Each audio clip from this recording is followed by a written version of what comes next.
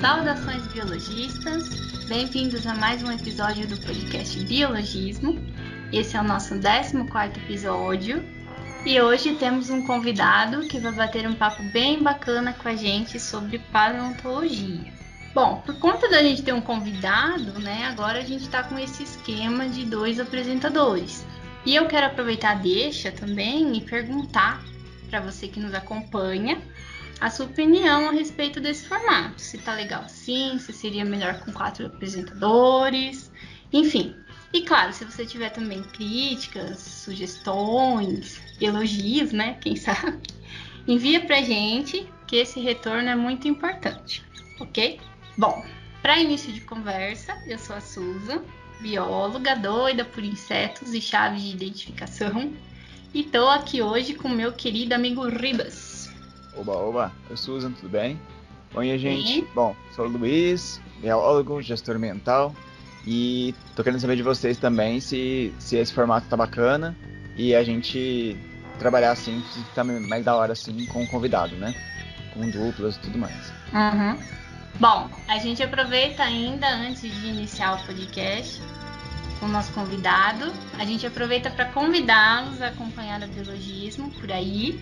A gente está em todas as redes sociais, Facebook, Instagram, YouTube, várias plataformas de podcast. E daqui uns dias a gente vai estar até em Marte, né, Ribas? Desse jeito. Exato. Bom, a gente tá conseguindo achar vários lugares, assim, né? Pra colocar o podcast. Então fica o convite. E a gente também tem um outro recadinho sobre uma campanha que a gente está lançando, né, Ribas? Exatamente. Daqui a pouco a gente faz 3 anos de página, né? Parece que foi há muito mais tempo atrás, mas é muito legal isso.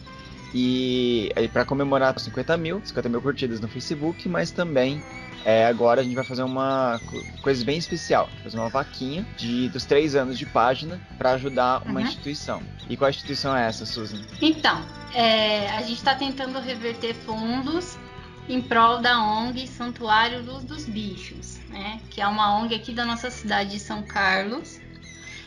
É uma ONG que ajuda, né, auxiliando a cuidar dos animais perdidos, né, e ajuda também a dar uma nova casa para eles, né. Isso é bem bacana. E aí é uma ONG que é bem respeitada aqui, mas ela precisa a gente estava querendo ajudar, pelo menos nesse primeiro mês, pagar um mês para eles para poder arrecadar assim e ajudar, né. Esse tempo de corona tá mais difícil mesmo. Pois é, e aí a gente essa vaquinha vai começar de 22 de agosto a 22 de setembro. E você pode doar quanto você puder, né, para tentar ajudar aí a ONG a continuar salvando essas vidas. E a gente vai deixar o link na descrição desse podcast para que você entre lá e ajude a gente também a ajudar esse grupo que está fazendo um trabalho muito, muito importante. Exatamente. E fiquem de olho no nosso Instagram e no Facebook, porque a gente com certeza vai falar bastante disso para poder ajudar. E qualquer doação é válida, viu, gente? A gente vai reverter tudo a ONG mesmo. É isso aí. Bora para a notícia do Ribas? Bora para a notícia do Ribas. Notícia do Ribas. Bom, gente, antes da gente poder falar com o nosso convidado, eu trouxe uma notícia que é do dia 25 do mês passado, né? Que fala um pouco sobre o tema de hoje, né? E a notícia chama: Jovem que descobriu espécies de serpente estrela do mar a 200 km do oceano ganha prêmio internacional. Malton Carvalho Fraga, 23 anos, fez descoberta durante o projeto de iniciação científica da UFPR, né? O prêmio de paleontologia foi concedido pela Associação Paleontológica do Reino Unido. Aí você fala, mas é internacional? O prêmio é internacional, só que o jovem ele ainda é estudante de graduação, né? E ele começou a pesquisar sobre paleontologia no projeto dele, né? De TCC. E ele achou a 200 quilômetros do oceano, né? Ali no Paraná, essas espécies de estrela do mar e outras espécies marinhas, né? Então foi interessante porque ele ficou 3 anos trabalhando com esse trabalho, né? E ele falou que ele todo dia ele lia, né, atrás das anotações, ia achar o espaço. E ele também, interessante que ele foi analisando os últimos 30 anos de descobertas dos fósseis, né? As últimas 3 décadas, fósseis mais antigos que os dinossauros, às vezes. Idade entre 359 milhões e 416 milhões de anos atrás, né? E é bem legal porque ele ficou 3 anos estudando esses fósseis e ele descobriu algumas espécies marinhas que ficariam, né, a 200 quilômetros do oceano, e mostra que realmente o mar, essa região do Paraná, né, era coberta por mar há milhões de anos. Então ela é muito interessante porque uma das descobertas foi uma estrela do mar, que ele nomeou como Paranasteride, do gênero Paranaster, e a espécie Paranaster crucis, né? Aí você fala, por que esse nome científico? É interessante porque o Paraná, né? Tipo, o Paranaster, Aster significa estrela. Então, o Paranaster significa estrela do Paraná. Foi como ele chamou essa espécie de estrela do mar. E ele também descobriu uma outra que é uma serpente do mar, que chama Marginix notatus, né? É bem curtinha, né, a notícia, mas é interessante que um estudante de graduação brasileiro, né, foi o primeiro a ganhar, em graduação ainda, um prêmio desse tipo, né? O prêmio é voltado para pesquisa na graduação, só que nessa área, né, de paleontologia é raro, né, acontecer um prêmio internacional desses. Então é muito legal, assim, que tenha sido reconhecido o trabalho dele. E aí ele vai querer depois trabalhar mestrado na área de paleontologia, né? Ele falou que não foi fácil e quantas vezes ele ficou ali nas férias escrevendo, aprofundando e lendo trabalhos, né? Ele falou que é um prêmio que vale muito a pena, assim, como reconhecimento, inclusive para a universidade, para o Brasil. E é esse. Olha, muito bom. Realmente acho que é um achado, né? Uma pessoa tão jovem ganhar um prêmio desse vai ser um ótimo cientista. Esperamos que ele continue nessa área, né? É como a gente comenta que ciência é curiosidade, né? Então, Sim. ele demonstrou que ele tem muita curiosidade e foi atrás, começou a pesquisar. E isso deu para ele um prêmio, assim, até internacional. Não foi um prêmio por dinheiro nem nada do tipo, mas um reconhecimento muito importante, inclusive. Bem legal. E ainda reforça a questão da importância, né, desses estudos da paleontologia, que a gente vai falar ainda nesse podcast, né, para você ter uma ideia do que era o ambiente anterior, quais eram as modificações que ocorreram em relação à evolução das espécies. Então a gente vê aí um trabalho prático, né, que envolve todas essas questões que a gente vai tratar aqui hoje. Exatamente. Falar sobre os fósseis, inclusive uma das perguntas meio que pode ser respondida com essa notícia, assim, e nosso convidado falando hoje também. Então, acho que sem mais delongas a gente pode apresentá-lo. Pois é, vamos pro que interessa, então, né?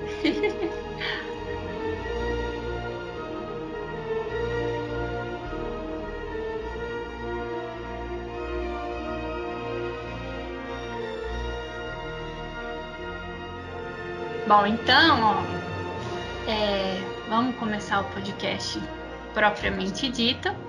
E hoje a gente tem um convidado muito especial. A gente recebeu o paleontólogo Dr. Jorge Moura. Nós gostaríamos, né, a princípio, de agradecer muito pela sua presença, Jorge. E eu, principalmente, eu me sinto muito honrada de poder participar contigo desse programa hoje.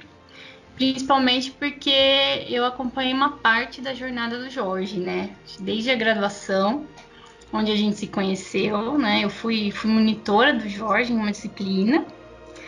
Depois a gente continuou dividindo o mesmo departamento na pós-graduação. Eu tive o privilégio de acompanhar um pouquinho do trabalho do Jorge.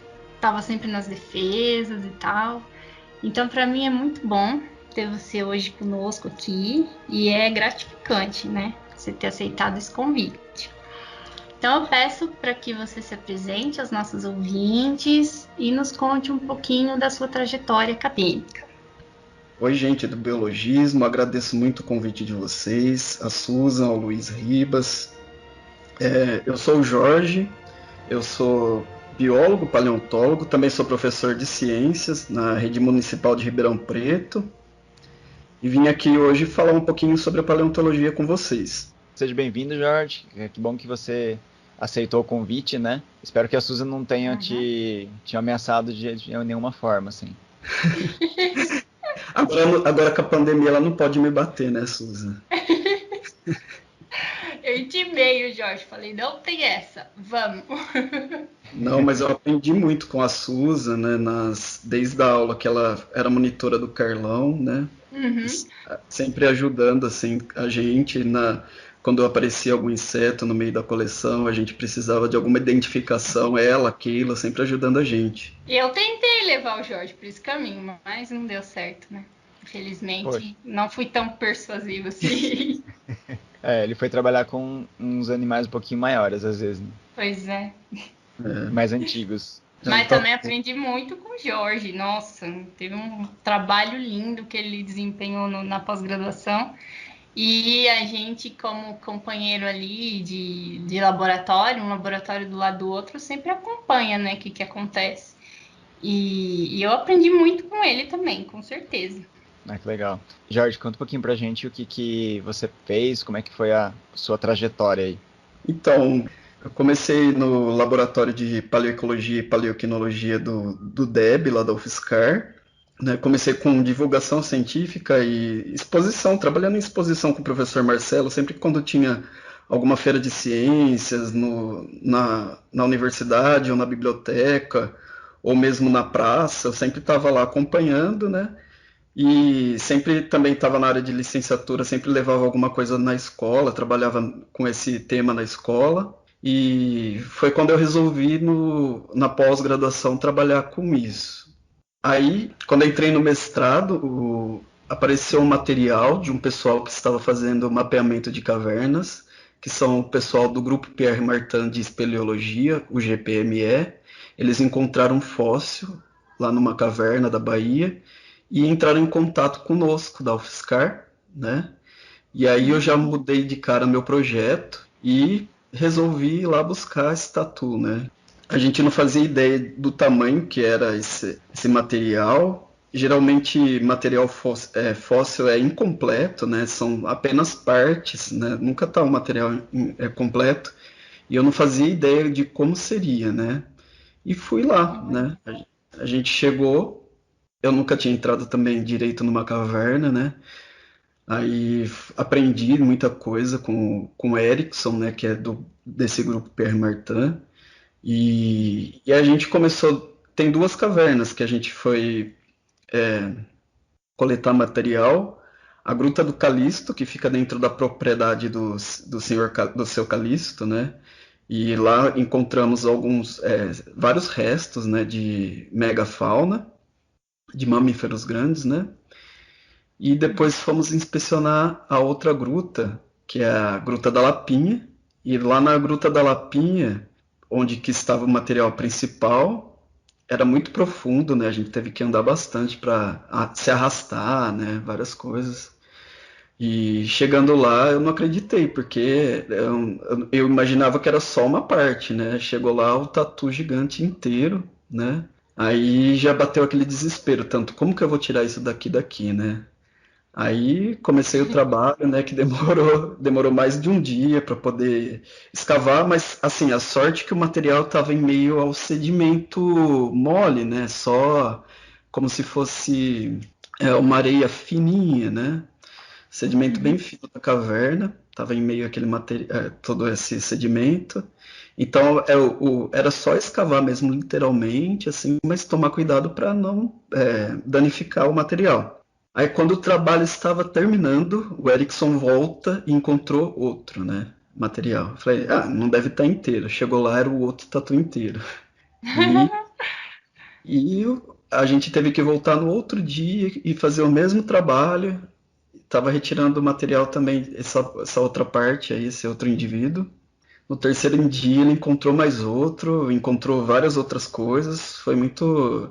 Ao mesmo tempo, assim, era uma alegria, né? Porque a gente estava encontrando, né, o material. E contrapartida a gente ficava assim, como que eu vou fazer, né? Porque a gente teve que improvisar muita coisa para retirar. E aí então tinha um desnível entre um nível e o outro da caverna, né? Que a gente estava no segundo nível inferior, tinha o primeiro inferior e tinha o nível térreo, né? Então, para retirar isso foi bem complicado, porque a hora a gente tinha que passar se arrastando, então a gente improvisou o material que tinha, a gente foi no supermercado, comprou aquela cesta de roupa. Foi bem engraçado também, né? A gente andava sujo na cidade, ficava todo mundo olhando a gente, né? O pessoal também ficou curioso, então foi muito, muito legal. Nossa, que demais, cara. Jorge, vocês acharam um tatu baiano e foram. Vocês foram dar um piscar até a Bahia pra buscar um só e no final tinha mais de um. E é muito legal essa ideia. Vocês estavam realmente no estilo Indiana Jones na cidade, né? Com tudo sujo assim, tudo cheio de terra assim, e indo pra comprar alguma coisa no supermercado. Achei demais essa história, assim. Que legal. Você, para um estudante, né, que tá vendo essa parte, deve ser absurdamente legal, assim, participar de tudo isso. Sim, foi muito legal, né? Porque a gente que é biólogo, né? A gente gosta muito de ir para o campo, porque a paleontologia, muita parte é feita no laboratório, né? Você fica também lendo muita bibliografia, mas quando é para o campo a gente fica muito feliz, né? E eu sinto muita falta também, muita saudade, e foi uma boa experiência, foi uma grande experiência para mim, esse momento. Você precisa ter coragem, porque campo é uma coisa, agora você entrar na caverna, e eu não entrava não. De jeito nenhum que eu entrava numa caverna dessa. Então, no primeiro dia que eu fui na caverna, foi de boa, assim, entrei, e aí eu comecei a ver algumas coisas assim meio desmoronadas, assim, eu fui ficando com medo, aí no outro dia eu acordei meio com medo, né? Aí eu falei assim, não, eu vim até aqui, eu vou ter que encarar. E fui.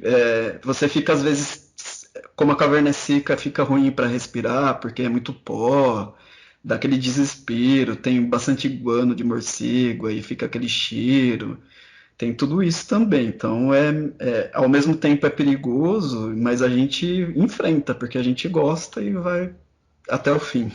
É muito louco, né? A experiência que você tem de ir numa caverna, né? Especialmente a primeira vez, assim, é uma coisa surreal. Eu sempre recomendo pra muita gente, tipo, vá no Petar ou vai conhecer algum lugar que tenha uma caverna, por mais que seja pequena, é outro ambiente, é outro, né, ecossistema, outra visão, assim, das coisas, né? Realmente eu imagino, você deve ter visto as coisas meio desmoronadas e fala, vixe, imagina, eu tô aqui no meio, o negócio derruba tudo. Você já viu muito filme de terror, né, pra, pra não ficar com medo, né? Literalmente passa um filme na cabeça, né? Fala assim, depois vamos fazer uma história minha, né? Que eu fiquei perdido na caverna. Aí É depois verdade. encontraram os fósseis lá dentro. Nossa, vai que ainda tem um tatu pré-histórico gigante ainda, tipo, vivo, né? E aí vocês ficam presos na caverna com um tatu, sei lá, como é que... Tatu canibal, alguma coisa assim, não sei. Meio É, dá, complicado. dá pra escrever um roteiro de série, né? Ó, criatividade. Ou fazer um filme trash muito bom, mas, cara. A gente pode combinar e fazer escrever um. Ah, eu topo, hein? Tatu baiano, canibal dos Galápagos, sei lá, qualquer coisa assim. Tô brincando. Cavalheiros, isso me leva ao próximo ponto. Não fumem maconha. Agora eu não tá aqui, eu tenho que falar besteira, né? Tá Gente, certo, apoiado.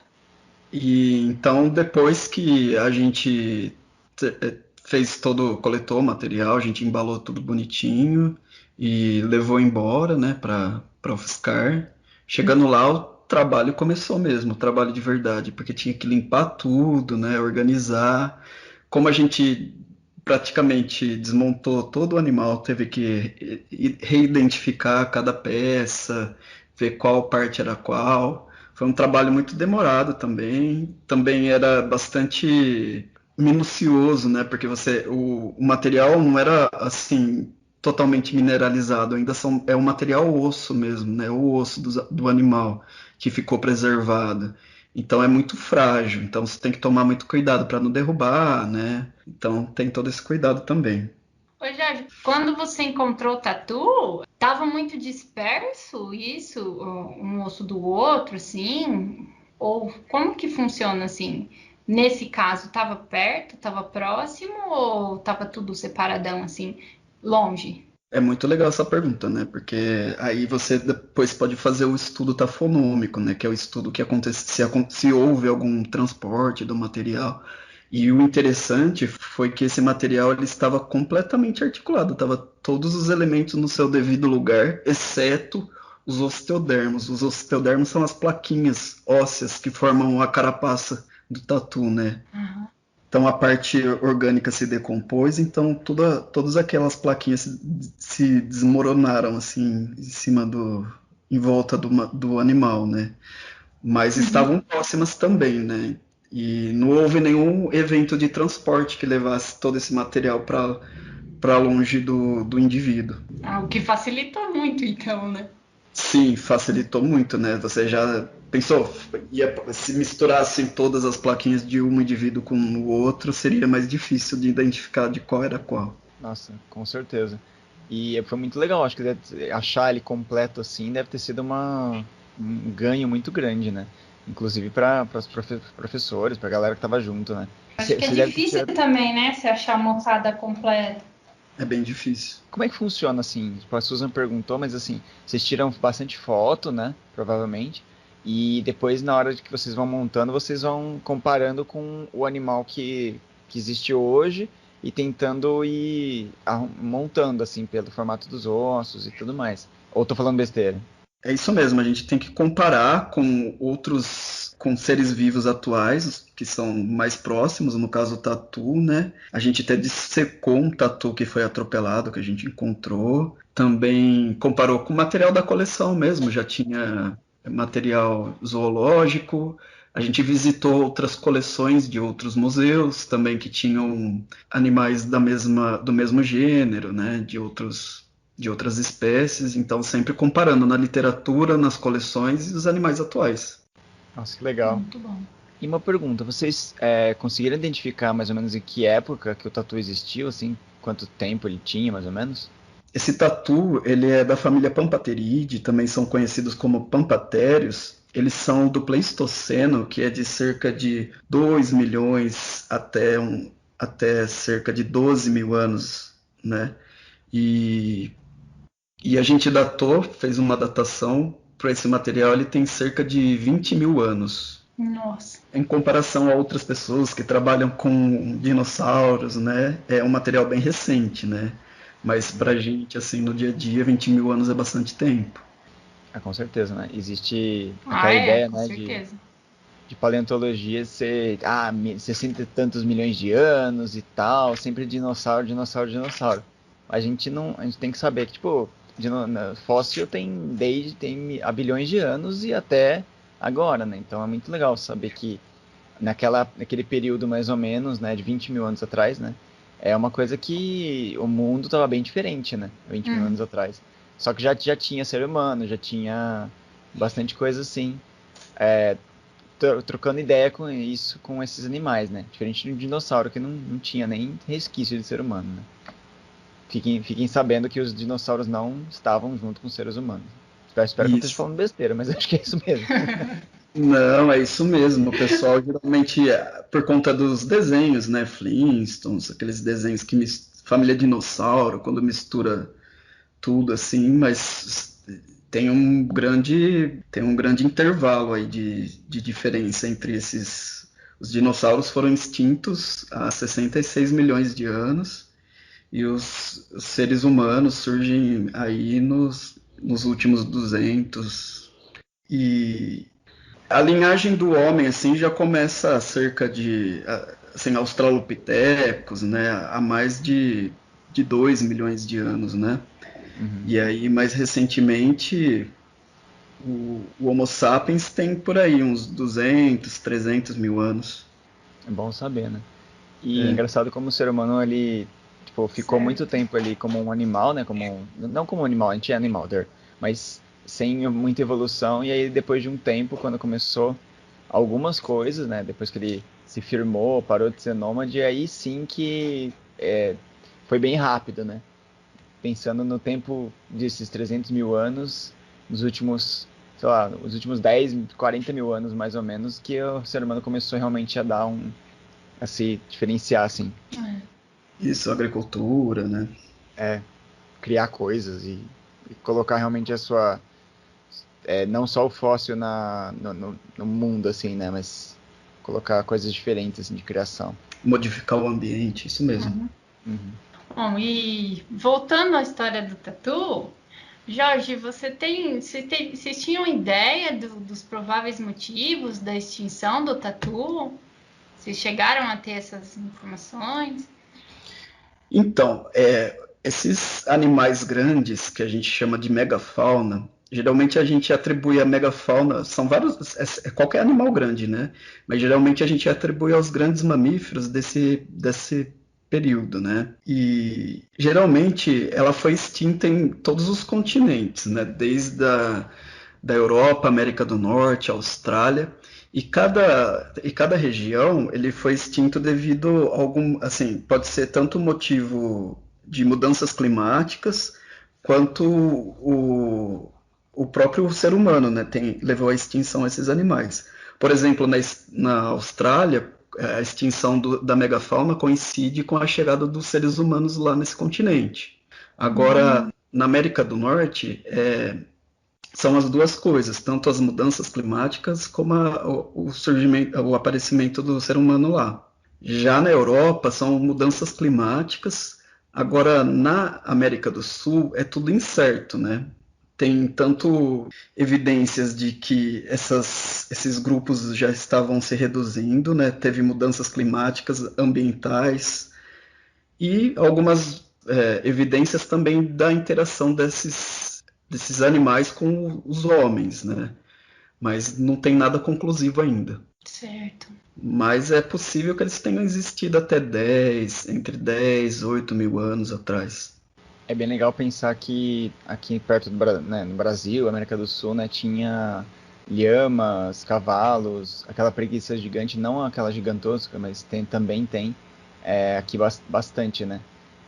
Então a gente sempre pensa que esse tipo de coisa era lá fora, né? Mas aqui a gente teve também como se fosse um parente do mastodonte, preguiça, coisas do gênero.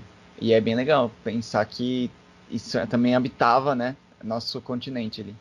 Isso, aqui no Brasil, na América do Sul, né, em geral, também surgiu, né, a megafauna, esses animais grandes. Inicialmente eram os xenartras, que você disse mesmo, as preguiças, os tatus, um tatu grandão também, que era o gliptodonte. Tínhamos alguns que chamamos esses animais de ungulados sul-americanos também, eram animais grandes, aves grandes. Tinham vários animais grandes aqui no Brasil também.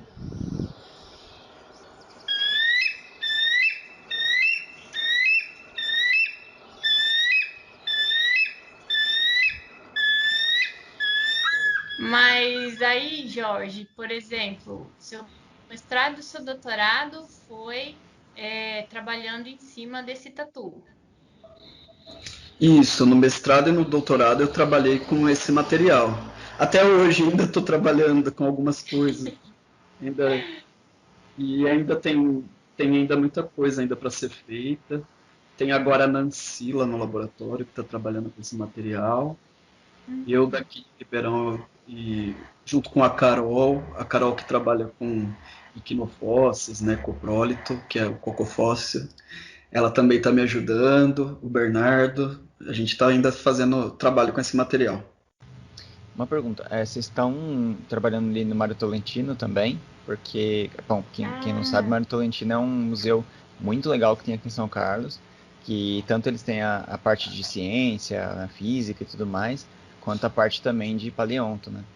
Essa parte você falou dos coprólitos também é bem forte, né, aqui no Brasil. O tatu tá lá no Mário Tolentino, né, Jorge?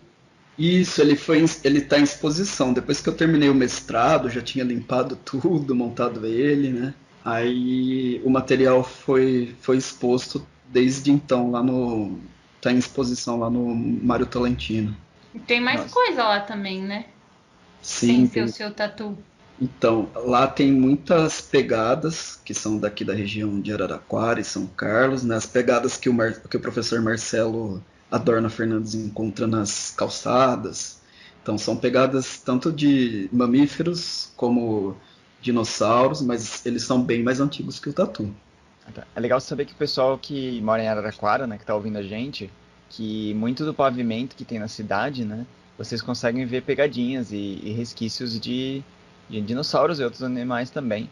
E Uhum, que é. estão junto no pavimento, né, que a galera usou pra construir, assim, as calçadas e tal. É legal. E lá também tem o urólito, que é uma marca de xixi que foi encontrado. Também a gente também tem réplicas de um abelisauro, né, que é um dinossauro grandão, assim, parece meio um tiranossauro. Achei que Lá no parecia museu. abelha. E É um aqui o dinossauro pessoal. abelhudo.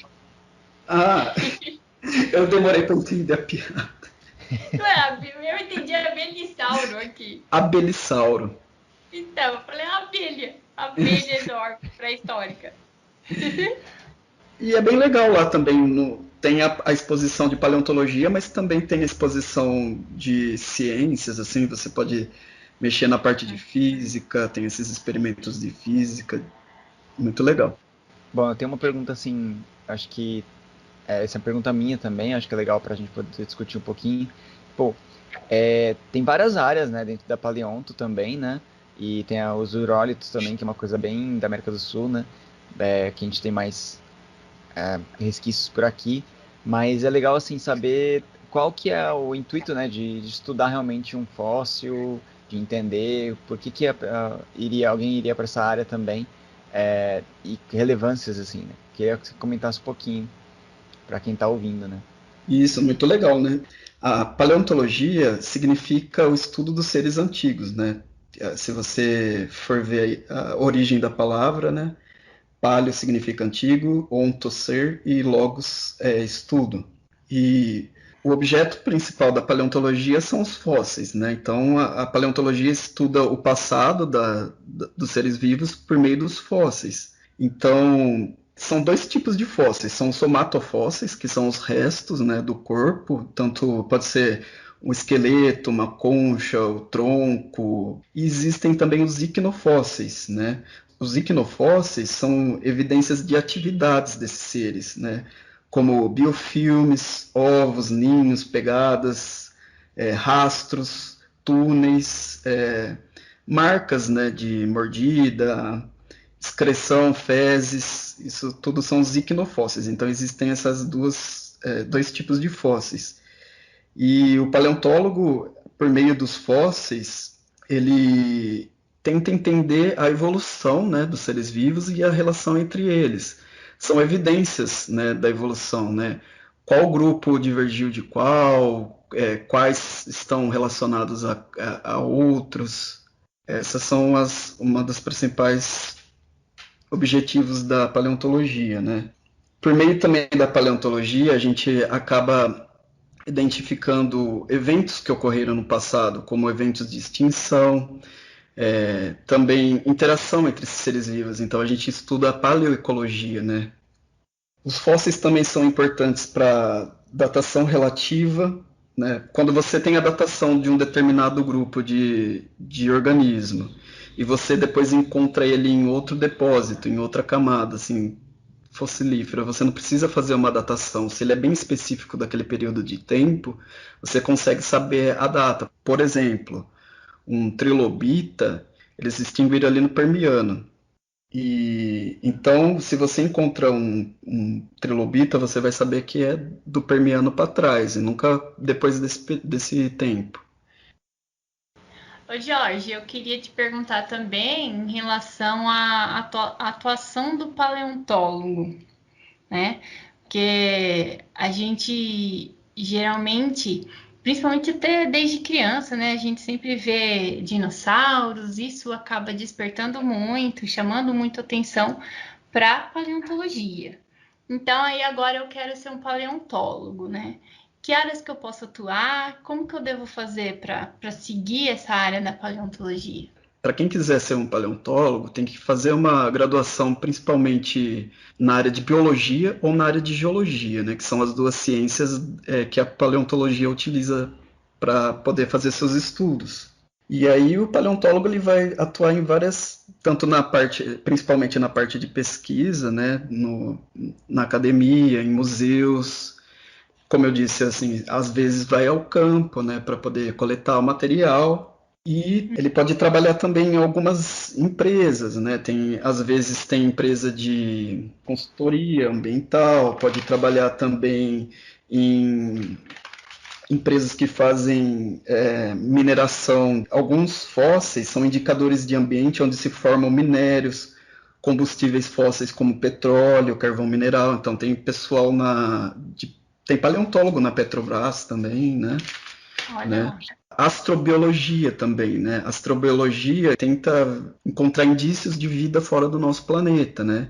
E pode ser que a vida tenha surgido e desaparecido de alguns planetas, né? Então, a paleontologia também é uma ferramenta para astrobiologia. E também o pessoal que gosta de arte também pode fazer paleoarte, né? Que é a reconstituição dos seres vivos, né? Fazer aquelas imagens, esculturas, desenhos. Também é muito legal. Olha. Tem uma área muito grande, né? Muito legal, assim, nessa parte, né? A gente nunca imaginava, tipo, quem pensa assim, a pessoa só vai ficar lá escavando. E não é assim, é verdade, né?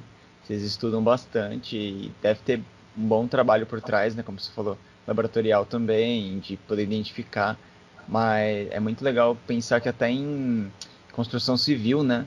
Um paleontólogo, ele seria, assim, extremamente importante. Vai pegar uma área muito grande, assim, de um shopping, alguma coisa. Com certeza eles encontram algum fóssil, alguma coisa. E pode ser que, inclusive, não ocorra aquela construção ali porque vira um sítio arqueológico ou paleontológico, né? Uhum. Geralmente quando eles encontram alguma coisa assim, os paleontólogos têm que correr lá, retirar antes que eles destruam tudo, né? Mas quando é alguma coisa assim no âmbito arqueológico já é mais sério, aí eles param, aí tem todo esse processo mesmo. Mas já ocorreu por exemplo, numa construção de alguma coisa lá na região de Rio Preto, que eu não me lembro, se era um prédio, se era um shopping.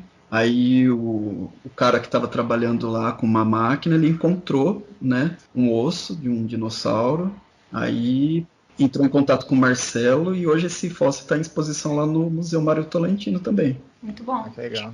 É engraçado como São Carlos, né, às vezes é um hub, assim, né, um lugar central para muita coisa que acontece, né, em relação à ciência, inovação e tudo mais, né. Não querendo puxar a sardinha para nossa cidade, mas Já tem muita puxando. coisa já puxando, né? Tipo, é uma cidade que tem muito estudo, muita pesquisa e além disso também tem essa característica de ter mentes ali trabalhando junto e ainda espaços que conseguem reunir essas descobertas, né? Uhum, Sim. Bom, e Jorge, a gente estava comentando, né? Você comentou sobre os fósseis, que existem os somatofósseis, os equinofósseis, que são os vestígios. Você poderia falar um pouquinho para a gente como que são formados, né? Por que então todos os ossos não são fossilizados? Você poderia falar um pouquinho para a gente quais são os eventos que podem surgir fósseis? Como que acontece isso? Sim, é que existem vários tipos de fossilização, né? São vários processos. O mais comum é a permineralização, que a gente pega num fóssil, vê que ele é um pouquinho mais pesado que um osso, parece uma rocha. E ele teve o próprio nome já diz, né? Uma permineralização, uma entrada de minerais que estavam ali no sedimento, eles vão preenchendo os espaços vazios dentro do osso. Né? Não precisa ser somente um osso, né? Eu falo osso, mas é o resto, qualquer resto, pode ser um tronco. Geralmente é um resto mais duro, né? Uma concha, um osso, um tronco, né? Mas existem outros tipos, como recristalização, quando uma concha, por exemplo, ela troca todos os minerais com o outro mineral, vai sendo substituído. Carbonização, quando a gente tem preservação de invertebrados e plantas, assim, que parece um carbono, assim, que foi passado na rocha, parece uma impressão. Geralmente a gente vê insetos, vermes, plantas, até mesmo vertebrados, né? E tem incrustação dentro de caverna, né? Porque vai pingando minerais do teto da caverna. Então são vários processos de fossilização. E aí como ocorre, né? Porque não todos fossilizam. Então são vários eventos que ocorrem, né? Depois que o animal morre, começa já o processo de decomposição. Então, se ele estiver exposto ao ar livre, assim, é mais fácil a chegada de carniceiros, né, para decompor, depois decompositores, e aí, com o tempo, o osso também decompõe. Mas se houver, por exemplo, um soterramento desse material e ele estiver isolado já do meio do oxigênio, aí começa a demorar esse processo de decomposição. Então ele já está um pouco mais isolado do processo de decomposição. Com o tempo, vai havendo, por exemplo, a permineralização. Os minerais que estão ali no sedimento, ele começa a preencher esse fóssil. E depois, com o tempo, né, esse sedimento ele vai sofrendo vários processos, ele se torna uma rocha, e dentro da rocha fica ali os fósseis, né? É interessante saber que os resquícios, né, dessa vida, assim, ela pode vir de várias formas, né? Tanto mineralizada quanto com um molde, né, ou contramolde. Então é bem legal saber que a gente consegue ter vários resquícios diferentes, né? Sim, ainda bem, né? Porque também alguns seres vivos não têm restos duros, assim, como esqueleto, concha, né? E eles foram preservados também. Outra maneira também de preservar são os âmbares, né? Que no passado eram resinas de plantas, né? De árvores. E os invertebrados, geralmente, mas também invertebrados, ficam presos ali, capturados por essa resina. E com o passar dos milhões de anos, depois se torna um âmbar, né? É isso aí. Sim. Inclusive eles acharam, né, acho que foi um mamute, né? Um filhote de mamute bem preservado no gelo, né? E isso também tem essa Isso. outra maneira de preservação, né? Que é também o congelamento, né? Ali na região da Sibéria, ali no norte da Rússia, tem parte do solo que nunca descongelou desde então. Então eles encontram alguns seres vivos ainda congelados, como os mamutes, algumas plantas, alguns cachorros, lobos, outros animais assim.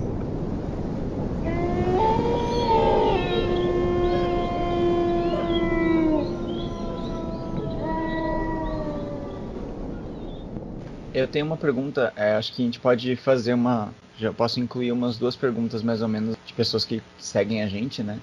O Marcelo, que segue a gente, ele perguntou, né, como é que funciona o CSI das investigações paleontológicas e como ter evidências de coloração, aspecto, a aparência realmente de um fóssil, né? Essa parte de como é que era o animal, que cor que ele tinha, né? Então, existem áreas dentro da paleontologia que é para investigar como se fossilizou aquele material, né? Que nós chamamos de tafonomia, né?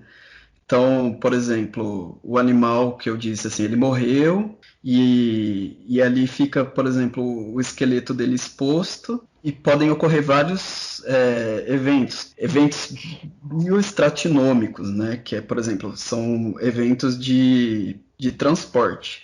São vários motivos por isso, né? Pode ter uma enchente, um carniceiro pode levar o osso daqui para lá.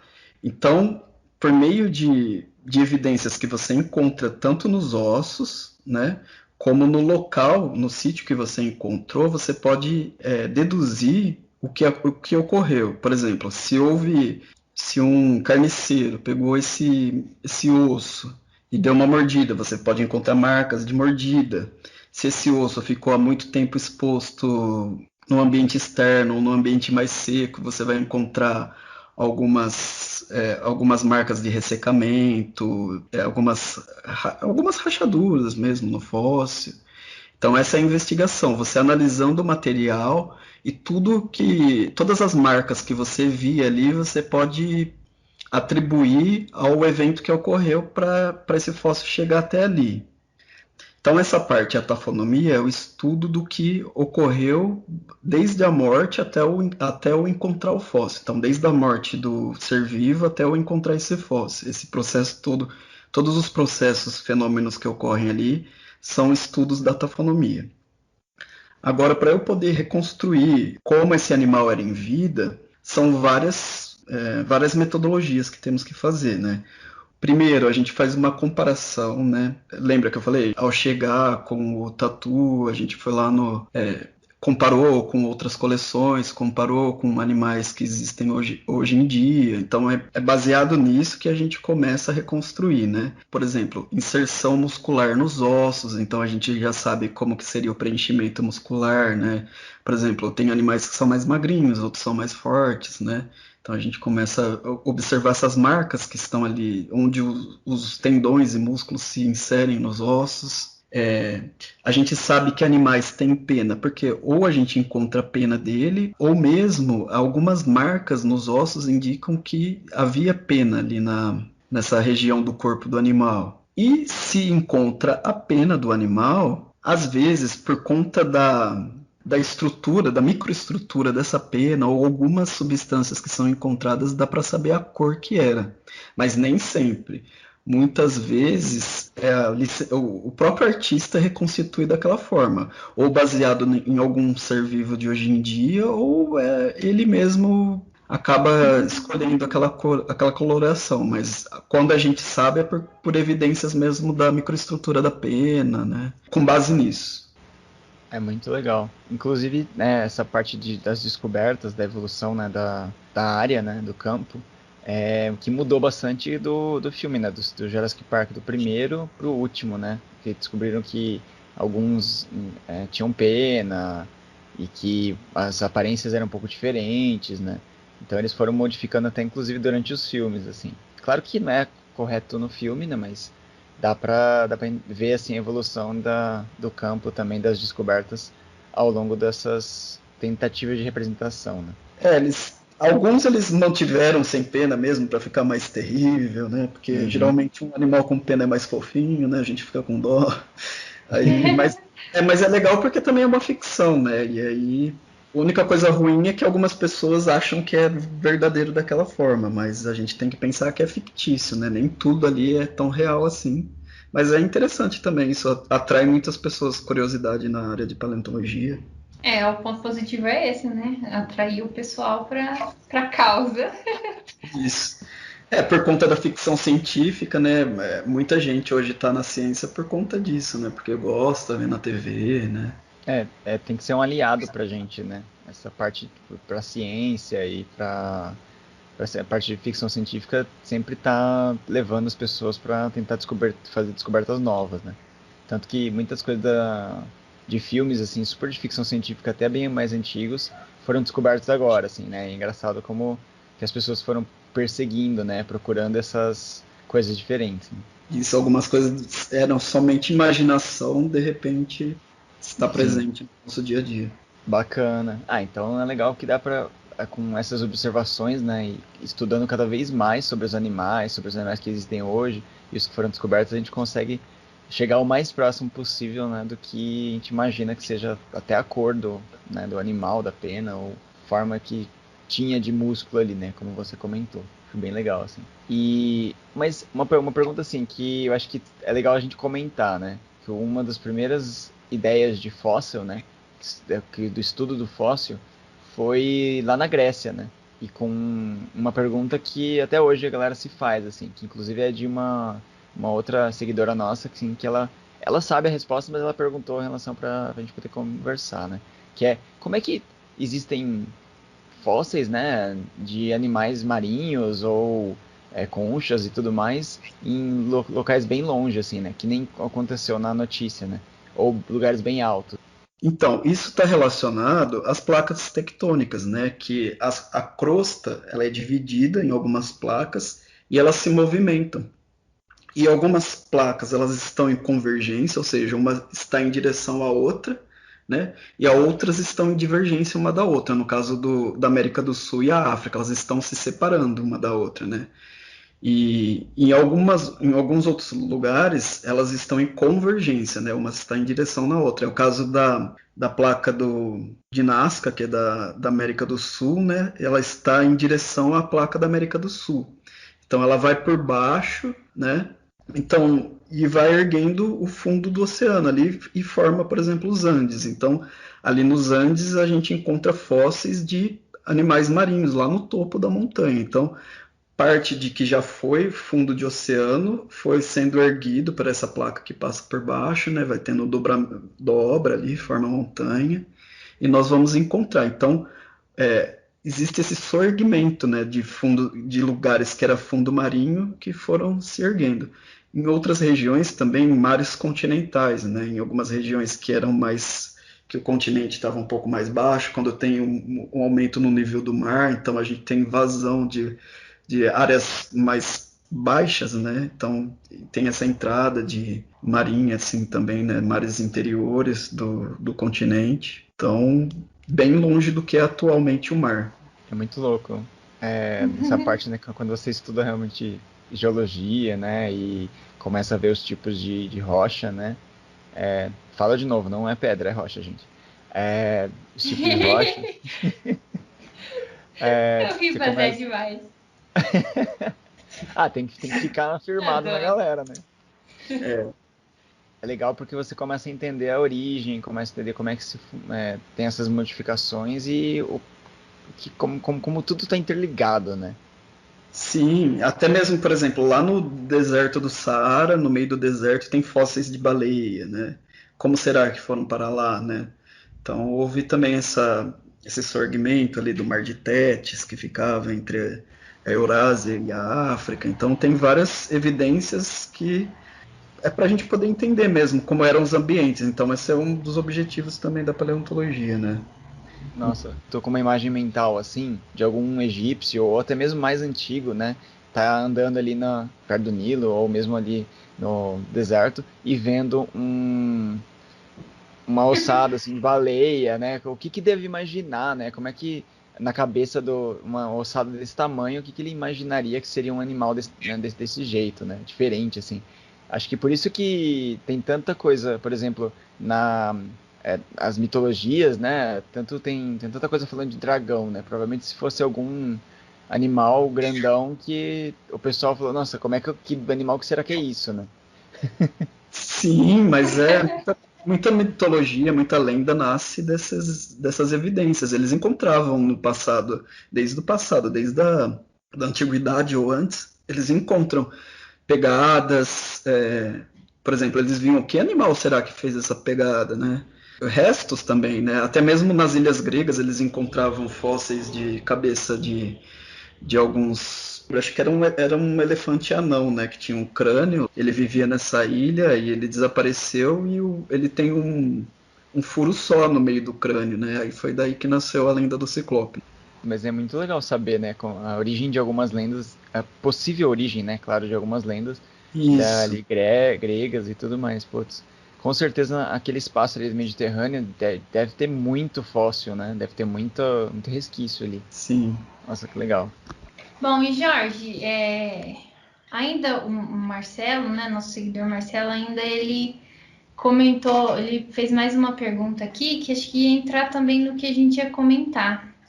Ele pergunta qual seria o local com maior evidências de fósseis, qual é o local assim que tem mais descobertas e qual foi a descoberta mais intrigante feita aqui no nosso território, no território nacional. Então, existem sítios fossilíferos no mundo inteiro, né? Até mesmo aqui no Brasil temos grandes quantidades, né? Mas principalmente na China, ultimamente eles têm descoberto muitos fósseis muito interessantes, né? Até mesmo na evolução das aves, alguns dinossauros com asas de morcego lá que eu estava vendo esses dias. Então, são vários fósseis assim na linhagem dos mamíferos também, né? Os primeiros nas linhagens dos mamíferos. A China está bem na frente, assim, nos estudos paleontológicos hoje em dia, né? Às vezes o pessoal fica até perplexo, né? Porque tem muita gente trabalhando e lá também tem o deserto, tem essas regiões mais secas, então é muito fácil também de encontrar os sítios. Aqui no Brasil existem vários fósseis intrigantes, né? Desde dinossauro, um dos dinossauros mais antigos do Brasil, existem vários fósseis por todo o território. Um que deu o que falar ultimamente foi a Tetradophis, acho que é esse o nome mesmo, né? Que é uma cobra, umas evidências, era uma cobra com 4 patas, né? E esse fóssil, ele era original do Brasil, mas ele foi parar numa coleção lá da Alemanha, e o pessoal de lá descobriu, depois aqui no Brasil foram ver que esse material era daqui, deu o que falar, mas o pessoal conseguiu descrever mesmo assim, né? Então é uma evidência assim de cobra com umas 4 patas, né? Algo que não tinha sido encontrado até então. Olha que legal. Ah, isso realmente é a mais intrigante, né, das descobertas. Muito legal essas histórias, porque fica na nossa cabeça sempre alguma descoberta aqui ou ali, né? Ainda mais uma cobra de 4 patas, pô, que cobra é essa, gente, né? A gente fica pensando, né? Que bicho estranho. Até então eles não encontravam uma evidência assim entre ali os escamados basais ali que deram origem às cobras com os membros, né? E aí com essa descoberta eles têm a primeira, né, com os 4 membros. Aí o nome quer dizer é Tetrapodophis, gente. O nome dessa cobra aí de 4 patas, que quer dizer tetrápodo, né, de 4 patas, e ophis é cobra. Então, muito interessante. Legal. Quando é que você ia imaginar que uma cobra ia ter 4 patas, né? É engraçado, né, que algumas descobertas mais antigas, né, quando tinha vários animais juntos, né, a galera confundia às vezes um osso com o outro ali, né, e aí saíam uns animais meio diferentes, assim, que o pessoal depois ia descobrir que eram dois ou mais animais diferentes, no mesmo, na mesma montagem ali, né. Isso pode ocorrer muito assim de ser transportados elementos, né, do osso desses diferentes tipos de animais para o mesmo depósito fossilífero, e a pessoa no início fica meio confusa porque às vezes são morfologias que não temos mais, né? Então para você conseguir remontar aquilo, comparar, dá um trabalho, né? Então com o passar do tempo demora esse tempo, né, para a gente poder estudar todo esse material, demora bastante. Quando a gente vê em filme, né, americano especialmente, né, nos Estados Unidos, o pessoal encontra muito fóssil e aí leva para casa, né? Tipo, tem muito fóssil lá assim que é encontrado e até jogado no lixo, assim, porque a galera chuta uma pedra e encontra um fóssilzinho de algum osso, alguma coisa. E aqui no Brasil é um pouco diferente, né? Aqui, se você encontrar um fóssil, você não pode chegar e levar para casa, assim, né? Claro que ninguém pode te impedir, mas meio que é contra a lei, não é? Você tem que anunciar que você encontrou esse fóssil, onde você encontrou, e chamar algum pesquisador, alguma coisa para poder fazer um estudo em cima, né? Isso mesmo. Aqui no Brasil é crime você ter portal fóssil na sua casa, né? Então, se você encontra um fóssil, você tem que entrar em contato com alguma instituição, por exemplo, um museu, uma universidade, onde tem os pesquisadores que eles vão coletar esse material para poder estudar. Existem lugares, como eu disse lá na região do Crato, ali no Nordeste, é muito comum um fóssil ali, né? O pessoal, eu tenho um amigo que é dessa região, ele fala que ele brincava com fóssil, assim, ele nem sabia o que que era, ele imaginava que era uma pedra que parecia um peixe, né? E ele brincava com fóssil. Então, às vezes a pessoa nem sabe o que é, né? Mas algumas outras pessoas com má intencionadas, elas vão vender esse material ilegalmente, né? Nossa, comércio do fóssil ainda. Isso. O podcast anterior foi falando de tráfico de animais e coisas do tipo, e aí agora a gente tá falando de tráfico de animais antigos. Isso. Vê se pode, né? E foi Faz o que, parte. e foi o que ocorreu com a cobra de 4 patas, né? Ela era daqui e ela deve ter ido parar ilegalmente para a Europa, né? Ai, que louco isso. Pois é. Porque existem colecionadores, né, de fósseis, né? Então essas pessoas que colecionam, elas vão querer, né? Custe o que custar. E eu tinha até também uma pergunta nesse sentido, né? Que como você comentou que o tatu que vocês encontraram permaneceu aqui, aí você falou que a cobra que encontraram aqui foi para outro país. Eu ia te perguntar se você tem ideia de como que funciona isso, né? Se tem alguém que fiscaliza esse tipo de coisa, se geralmente o material que é encontrado num lugar ele tem que permanecer naquele lugar, como que funciona essas coisas assim? Como nós estávamos fazendo a pesquisa com a instituição, nós tínhamos o professor Marcelo, ele fez uma licença para ele, para mim, né, para a gente poder coletar esse material. E dentro do território brasileiro, né, na maioria dos estados, pode transitar, né, com fóssil de uma região para outra, para fazer estudos, né? Desde que você tem essa licença, né, você pede nesse órgão, né? O órgão que regula isso é o CPRM, né, que é a Companhia de Pesquisa de Recursos Minerais, né? E você é governamental, então você tem que ter uma licença para poder trabalhar com esse material. Você que está na área da pesquisa. Certo.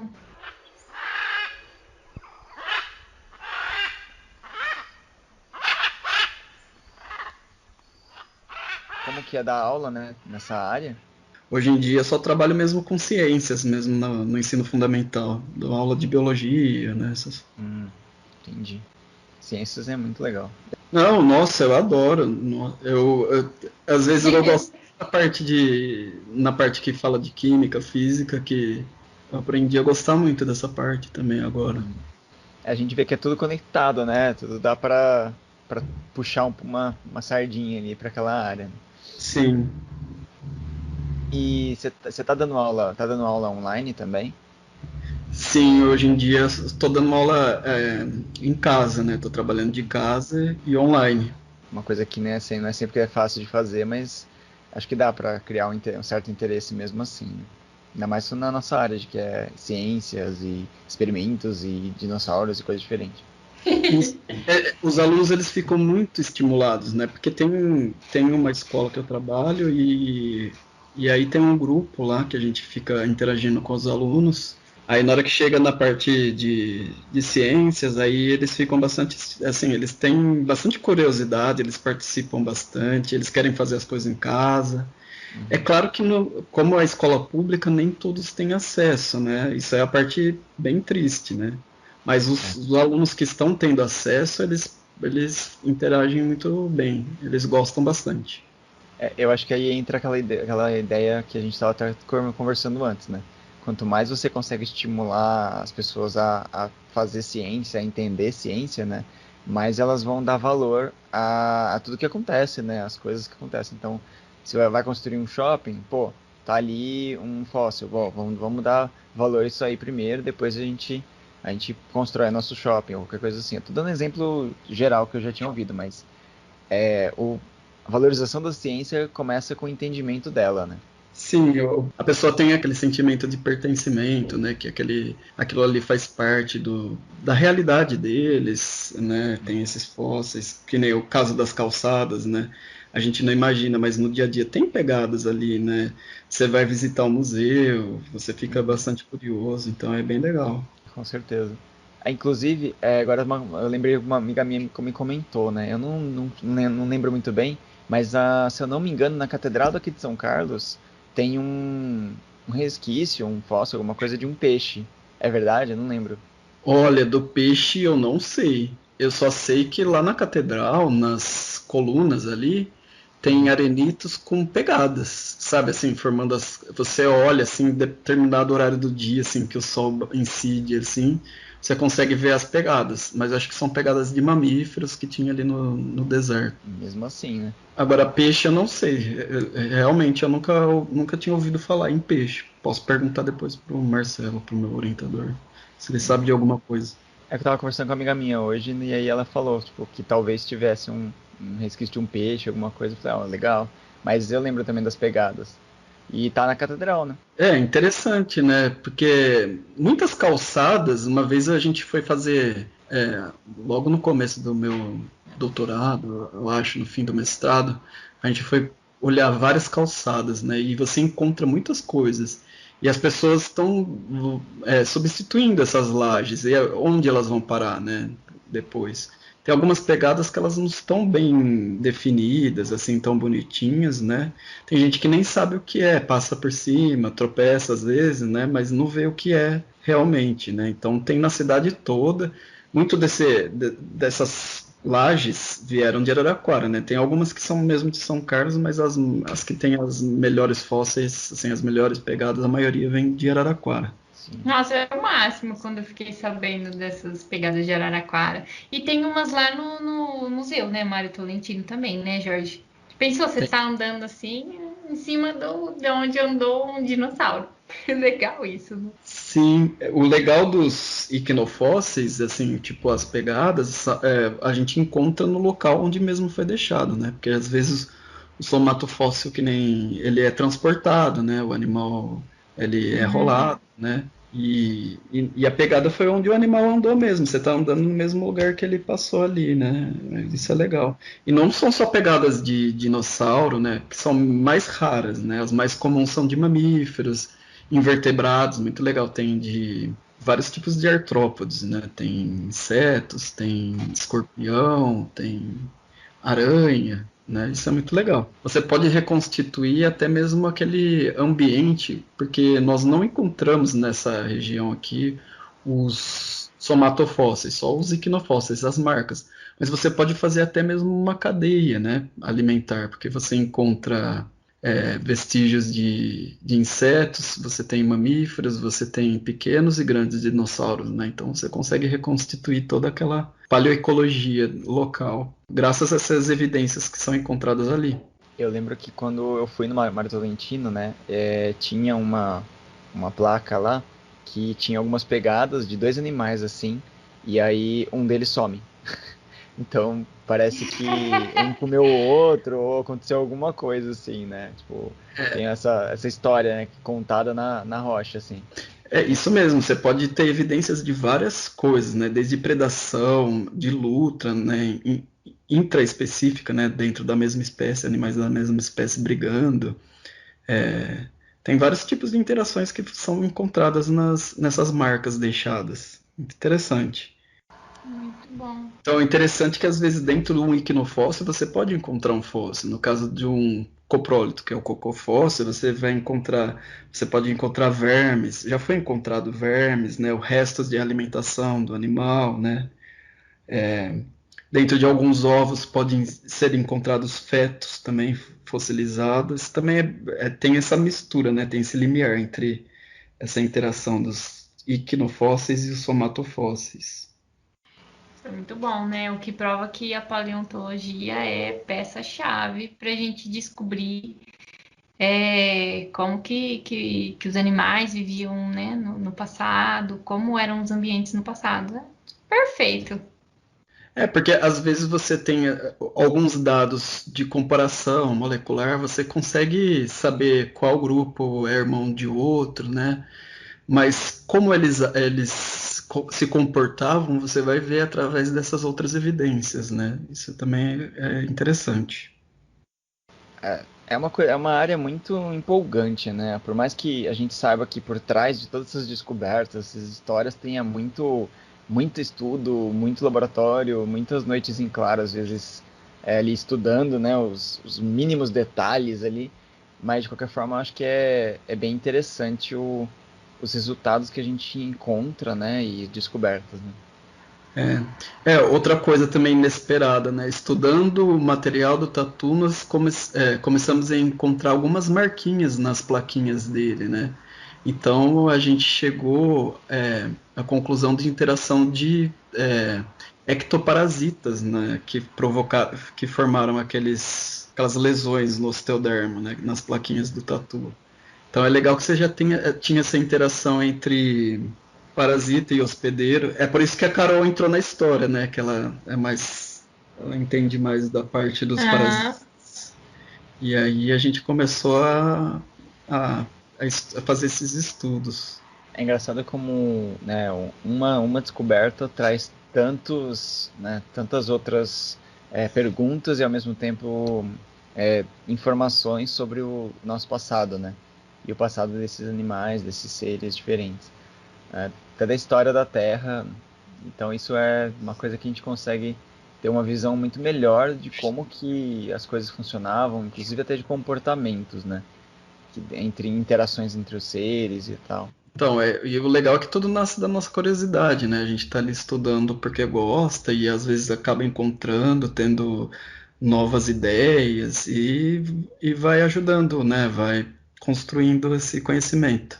que pode servir para muitas outras coisas. Às vezes nós não sabemos para que agora, mas lá para frente pode servir para muitas outras áreas. É isso mesmo, né? Nada como despertar científico. Sim.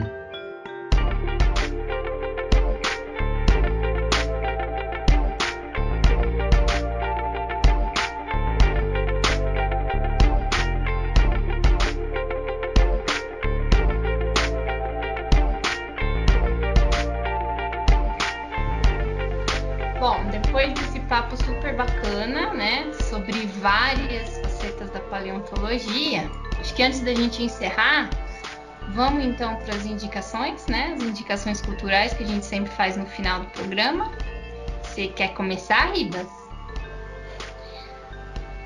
Bom, eu não tenho uma indicação tão grande assim de algum site, alguma coisa dessa vez, mas eu acho que eu vou indicar uma banda que é um pouquinho diferente. Ela chama Ayreon, né, que é Ayreon, que é uma banda assim, um pouco mais experimental, uma coisa mais diferente, mas que é muito legal porque cada disco, cada álbum deles, a música vai contando uma história, então ela tem uma ordem, as músicas. Você pode ouvir ela separada, mas ela vai contando uma história. E cada álbum é diferente um do outro, né? Eu sei que não é uma indicação que não tem nada a ver com o tema, mas isso também é livre pra gente, né? Mas é bem legal a banda, gente. Tipo, uma banda que eu ouço assim direto e vale a pena ter contato assim com umas coisas diferentes. Ah, muito legal. Como que chama, o Ribas? Chama Ayreon, né? Que aí seria Ayreon, que é uma assim, Certo. é uma banda diferente assim. Muito bom. Jorge, quer falar uma indicação pra gente? Eu posso indicar para vocês a minha página no Facebook, que é a página do Jorx, que é Jorge com X no final, Jorx, Jorx. Lá eu compartilho as publicações que eu faço no meu blog, né, que é o blog assim que eu escrevo com GUE blog. E é o blog da página do Jorx. Eu escrevo várias coisas, né? Eu gosto muito de escrever, lá eu faço indicações, falo sobre ciência, mas tudo bem simples. Ah, olha, eu recomendo, viu? Porque eu sou seguidora da página desde o início. Eu serei agora, eu preciso conhecer também. Bem legal essa parte. Adoro essa área de paleonto, de ciência em si, nessa área. E você, Susan? Ah, então, né? Eu sou chata, acho. Eu sempre venho com historinha de artigo e acho que hoje não vai ser muito diferente. Eu queria indicar um artigo que eu achei bem legal sobre o tema que a gente comentou, né? O título é Para onde caminha a paleontologia brasileira? É um artiguinho simples, tem umas 4 páginas do pessoal que estuda paleontologia da UFRJ, né, da Federal do Rio de Janeiro, e eles comentam basicamente como que é ser um paleontólogo no Brasil. Eu acho que para quem tem vontade de iniciar uma carreira nessa linha de pesquisa, eu acho que é uma leitura bem legal, né? Então eu vou deixar também o link na descrição do episódio para quem tiver interesse. E essa é a minha indicação de hoje, principalmente para os futuros paleontólogos aí, né? Eu acho que eu posso então só complementar assim e fazer uma indicação daqui da cidade, né? Tipo, né, não é uma coisa Claro. mais para a área da ciência, né? Mas minha indicação realmente, gente, se você for um professor leve e se você for um aluno ou mesmo qualquer pessoa, vá especialmente no CDCC e no Mário Tolentino. São lugares maravilhosos de ciência, de divulgação científica, que assim, vão ter monitores, vão ter pessoas para conversar ali, e você vai ver mundos novos assim, e vai expandir bastante sua cabeça. Então eu tenho certeza que são ótimos passeios assim, né? Que não é um passeio, na verdade, mas dá para levar a criança, dá para levar pai, mãe, tia, avô, todo mundo assim. Vale a Sim, pena. é muito legal. É uma viagem mesmo, né? Quando você Muito entra no legal. museu. Eu adoro também o CDCC, assim. Às vezes eu ia lá só para passear, para passar um tempinho, assim, quando eu tava andando ali no centro, porque é muito gostoso. Com certeza. Bom, é isso aí. Jorge, muito obrigado por toda a conversa. Foi uma conversa muito rica, assim. E eu sou suspeito para falar porque eu adoro essa área, né? Acho que eu sou apaixonado por essa parte de geológica, fósseis também. E quando tudo passar também a gente troca uma ideia, né?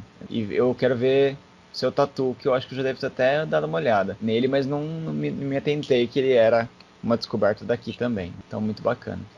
Obrigado e agradeço a Susan também pela parceria sempre. Eu agradeço a vocês pelo convite, um prazer ter passado esse tempo aqui com vocês e conversando com vocês. Muito obrigado. Bom, e para terminar, nós agradecemos a presença do Jorge. Foi uma conversa realmente enriquecedora, né? E para você que sobreviveu até aqui, nosso muito obrigado e continue ligado nos próximos episódios.